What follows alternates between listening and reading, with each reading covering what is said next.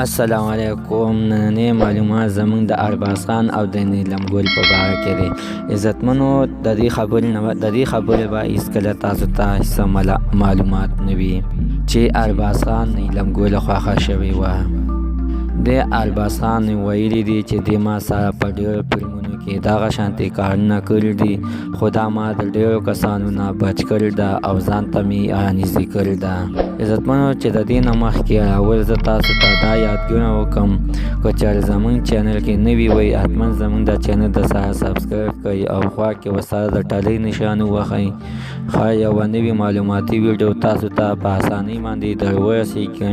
عزتمنو، ارباز خان ویلي دي نیلم ګل ما سره دغه شانتې په ډېرو فلمونو کې کار کړی، په دې تر ډېرو اکټرانو خپل زړه خراب کړی دی، خو هغوی همدا ویلي دي چې دا نیلم ګل به موږ سره څنګه یوې شپې ته پاتې شي.